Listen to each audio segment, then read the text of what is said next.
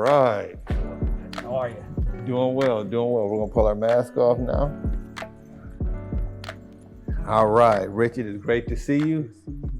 It's some unprecedented times at this point in time, but I appreciate the opportunity just to be able to sit down with you. I'm gonna introduce you real quick just for people who don't know you. I'm sure that you probably have a long list of fans, even during a pandemic, right? So yes, this is Rich Homberg. He's the president and CEO of Detroit Public TV.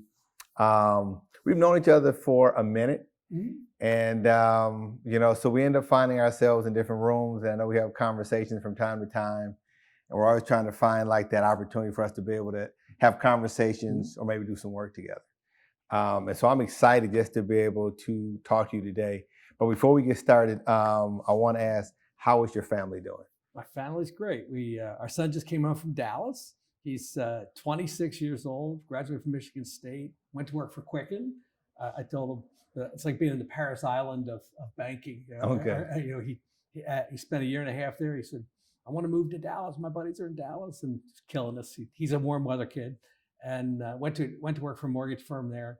And it's a great time to be doing that, and just to watch your kid thrive, right? That's the most important thing. So he did get on a plane recently to come home for a weekend, and we had tests before, and I'm sure we're going to have tests after, but he's our one and only. And I'm married to, you probably see online, the fabulous Dish. My wife, a long time ago, she said, you can't talk about me online anymore. So she's affectionately known as the Dish. Okay. And most of what you might see on Facebook is true. It's a little dressed up, but she's amazing. And so I'm a lucky man.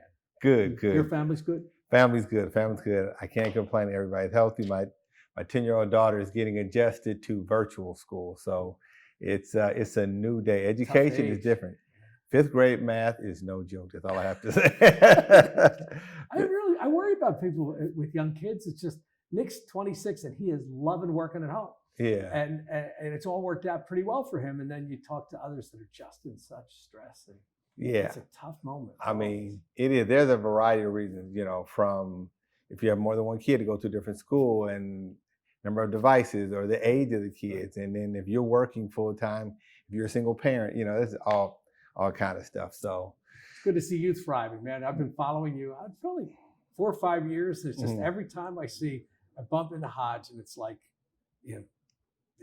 doing something new, doing something that's the next thing, curating your business, your ability to create brand and image, and you're just incredibly talented. It's kind of fun to watch it. I call you about once a year to say, so what's next? And it's what is new? What is new? Big follower, big fan. And you know what? I love what I do. So yes, let's jump into this conversation. So it's going to be a series of conversations called Rebrand Black. It's centered around Black genius, Black excellence.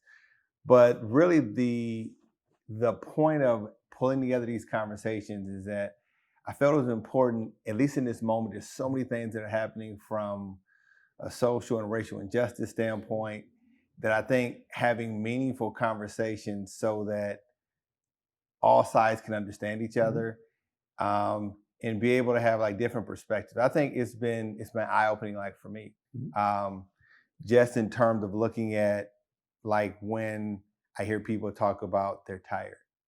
And so it was interesting. So after May 25th, after George Floyd died, right, people were getting tired after a month or two. And I'm thinking like, man, it's been 400 some years, And so, but I can understand how people can get tired.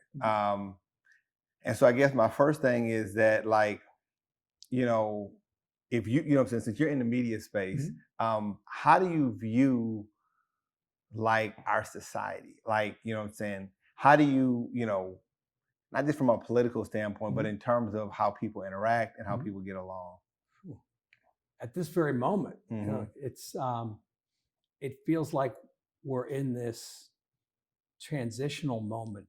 Obviously the election and all that's going on there. I tend to be very optimistic. My sense is the tragedy of George Floyd, on top of the tragedy and the issues. I hear some folks listening and getting invested and getting engaged. I hope our organization is in that group. at a whole new level, and that makes me optimistic. At the same time, it's scary, because you look at how people voted and you look at the concerns, and so there's no doubt. I'm 64 years old. I remember 68. I remember into 70. That moment when my dad and mom are like, the world's changing, and we went from in the mid 60s feeling really good about what we were doing in Vietnam to fight communism to it being a disaster, right? And so this feels like I said to our son, this is the most important moment in our lives. I don't think anything compares to this. And we've had after the horrific George Floyd moment, we had a call, and we literally had one of our senior leaders said, "I can't talk today. And it was like it took your breath away for someone to say that. But there's been a lot of that sort of take your breath away moment, and there was a bit of a push.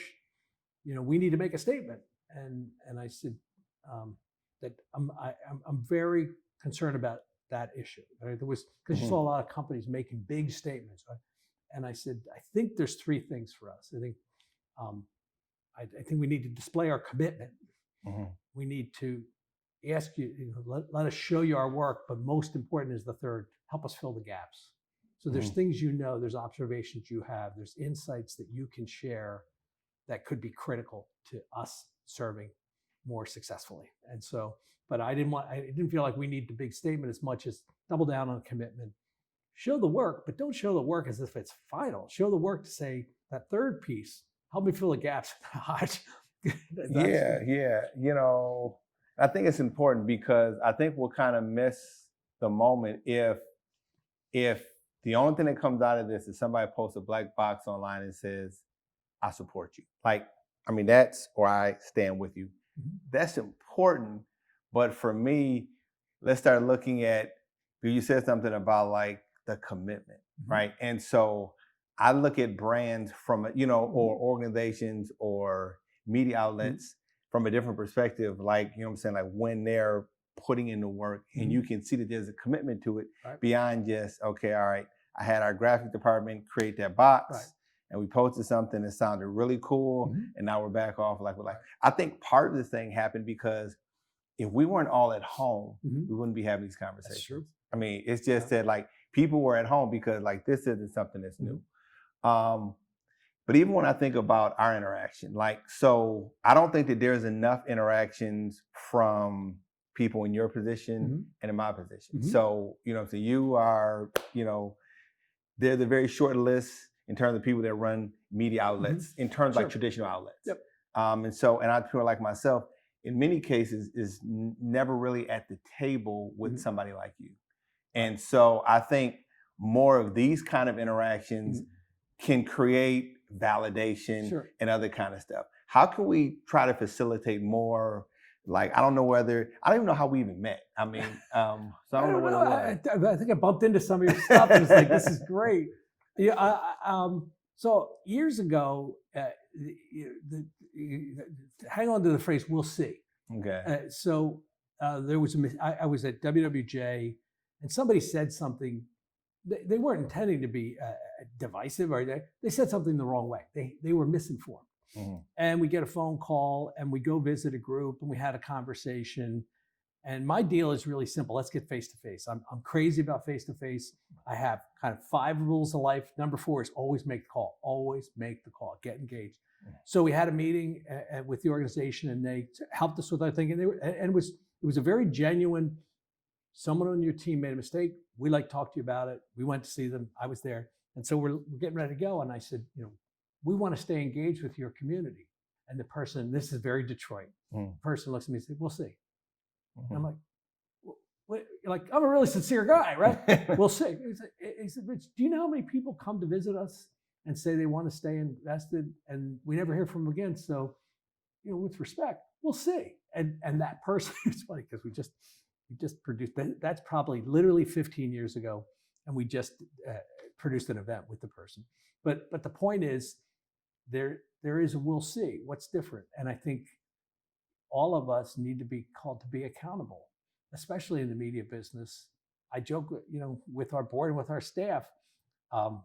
like 20 years ago, if you were running a TV station, it's like, I got to be here at the helm, at the ship of states here and all. It's easy to run a TV station these days. There's all kinds of technology. They don't need me in the building. They really don't. And so me having to be there to guide if you can't do it without you being on site, you're not managing the right way. The trick is to go understand our community and what we need to be making in that building, not for me to be there guiding every step. And so that's, if there's something that everything starts with engaging our diverse community in the most important city in America. Tell me what I'm missing. Help me fill the gap. I hope I've earned your respect. And rinse and repeat, if you will. It never ends. And that, so especially during this moment, I was just so reluctant. I'll show you my work. None of it is presented with any sense that it's complete or obvious. And you're going to keep telling me things I need to know. So that's, I don't know. Yeah. It also takes you to interesting people like you. Yeah. I think it's good. I think you guys are doing some great work and coming up with creative stuff where it's not like you're just trying to check a box, right?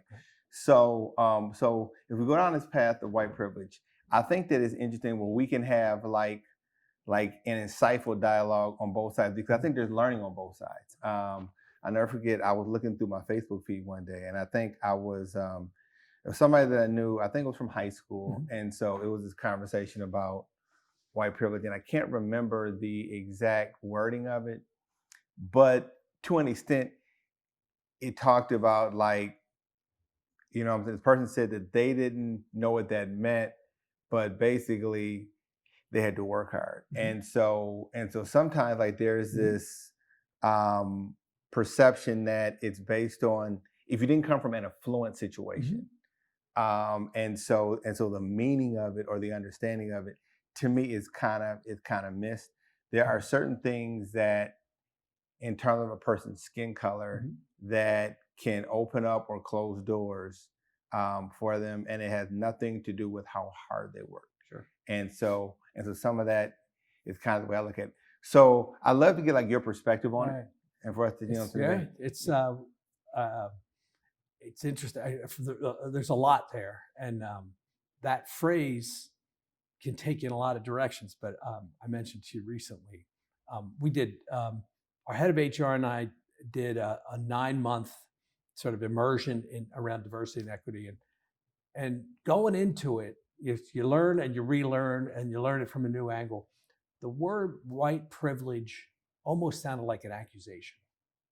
And so Ruben Martinez from Michigan State led this group, and we learned a lot. And what I realized was it can feel like an accusation, but it can also feel like a fact that there are privileges that you don't even think about, and it's the way society's set up. So white privilege. The thing, and this might sound a little odd, just all of a sudden I realized if you're a white person of means and you have a 12-year-old, 13-year-old, 14-year-old, 15-year-old kid, if you're in an affluent suburb and someone says, so what's Nick doing this summer? What they're really asking the question, what special summer program will he be in that totally makes him ready for college and probably getting into a better college, or the SAT training that it was almost assumed, well, he's not gonna flip burgers all. Right? And again, on a lot of levels, you learn and you relearn and you relearn, like with a brand, right? A word like privilege moved in my head to having one definition to multiple approaches, and one is it's not an accusation, Rich. It's a fact that it's easier, that the lifting is easier for you than for others, and how do you have respect for that? So yeah. And then when I think about it, I also understand that people work hard. I don't care what your background is, what you look like. I believe that are the people that try to cheat a system in any kind of system, you're gonna have that. So I try to assume the best. I think it's interesting to be able to have conversations like this because I think we all have blind spots. and we all can have some level of privilege, even if it's different, right? So if you live in a certain zip code, there might be certain things that that you are accustomed to, or you're served, or or people view you in a different way, right? And so that can happen even being African American, or even being Black, right?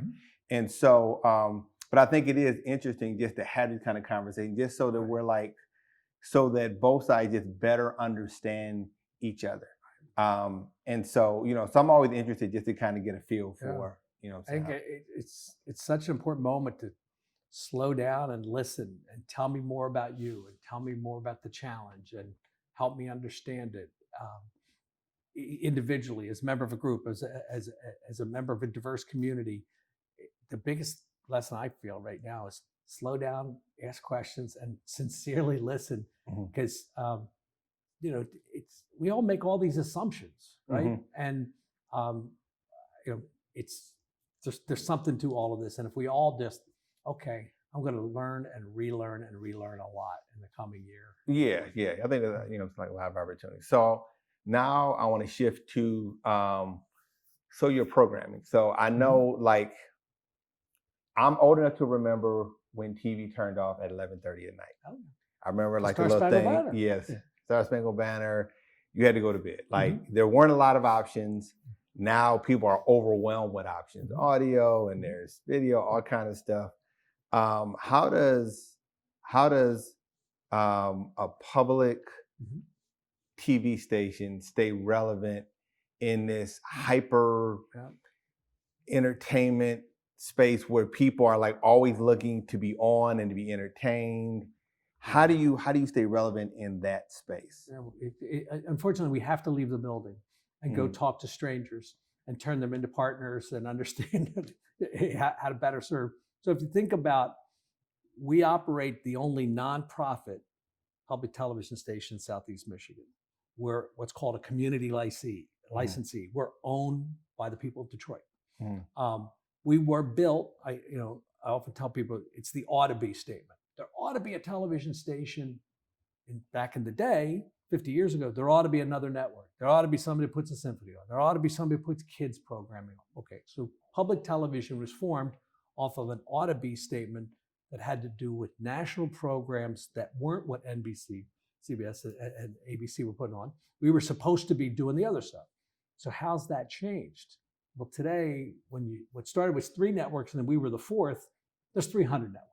You can get anything at any time nationally, right? Can you get local content that's relative to your community, that's in service to the ought to be statement? So if you look at the environment, there's enough coverage of the crisis. You can it's not hard to cover crisis these days. You pull up a TV truck, you shoot a lot of stuff. You go to Flint, and you cover the water crisis.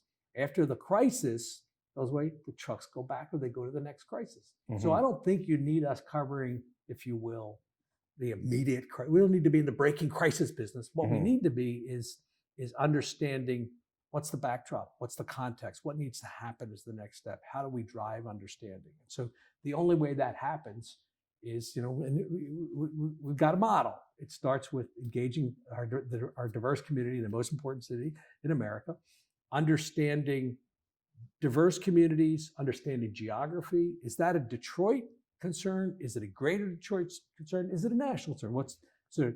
How does it impact diverse communities? How does it play out in Detroit? Sometimes when you look at education, we have a statewide issue in education. 3rd grade reading level, school readiness, all those issues. Sometimes it's like, we have a statewide problem, so let's talk about Detroit. Let's talk about every community. We do not do well enough as a state in education.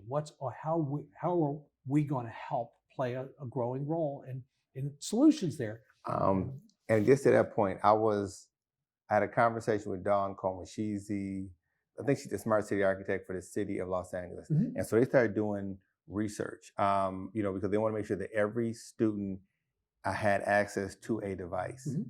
And what they started to uncover, like, they were families that might have had like 2 or 3 kids who went to different schools, and they only had 1 device. Sure. And so now you get into this issue of there's not even enough devices for the children to be able to get their virtual education. Right. And so I know that's not just a California thing. I know that this digital divide is a real issue. Sure. Even here, right? If you think about the perfect family, if you will, the family with, there's a number of devices, probably more than one for one. Yes. The bandwidth is there. There's help at home, right? There's all the support you would need, right? If you got, our son Nick was not a perfect student. He was a pretty good student, but he was not a perfect student. If you have the perfect student and you set that student up with the device, you can learn Latin. You can study for anything, right? Okay, now peel away that onion. Not the right device, not the right bandwidth. Challenges at home. Everything impacts. It makes it harder for kids without means, without access, to stay contemporary, if you will. And you see, obviously there are parents who quickly pivoted and been able to super fulfill every one of those issues and meet every one of those issues, and their families are really struggling. And so where should we be as an organization? So we're in the process of launching a 24/7 distance learning channel that will be available to every home, basically every individual in the state. It'll be on 6 different channels across the state, 6 different stations across the state.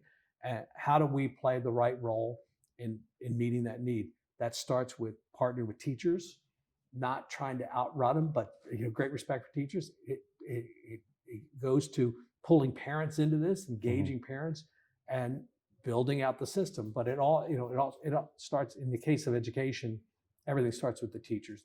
How do we pull the parents into it? How do we all come together? Sometimes it feels like we fight about education.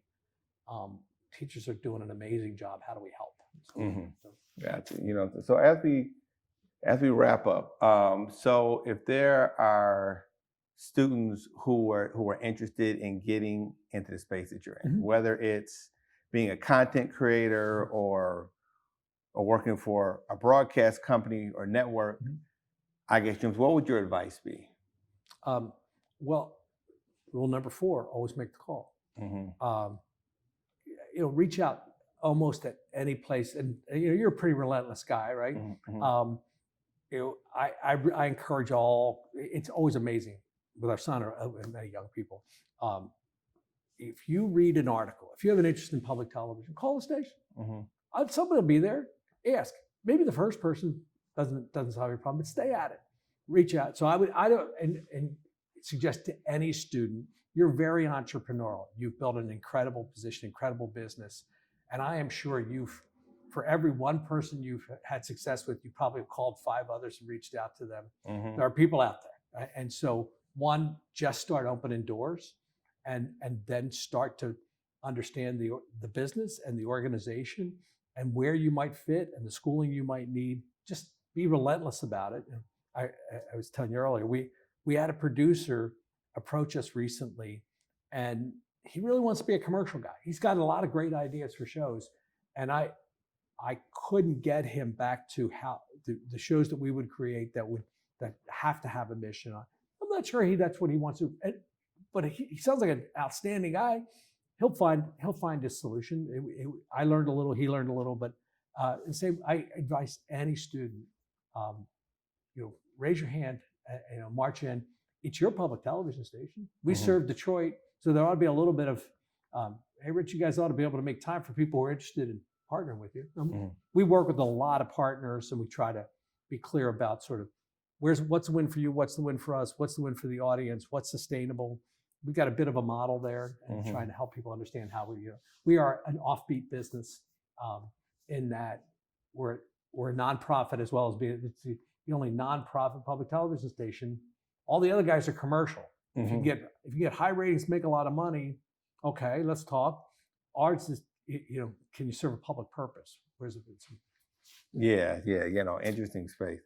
But no, this has been an interesting conversation for sure. Maybe at some point, I'll be able to get on Detroit Public TV, at some point in the future. Well, with those glasses, I think got good luck. Yeah. I love CI wear for sure. But it's been an incredible conversation. I want to thank Cadillac for creating the opportunity for us to be able to have these conversations. You know, I know that's a brand that you're familiar with. So there's a red SUV sitting out there right now with the words Cadillac on it. Okay. So he's a customer, right? Oh yeah. Yes, absolutely. I'm driving the XT5, so. That'd be too. Right. Yeah. Oh no, you're driving the sedan. I'm driving the. No. I mean, I have SUV. I mean, it's a crossover. That's what I. Yeah. It's a crossover. So. I'm thinking that 4 might be the way to go next round. Yeah, I mean, like it's definitely nice. Cause I was in the Escalade ESV. Too big.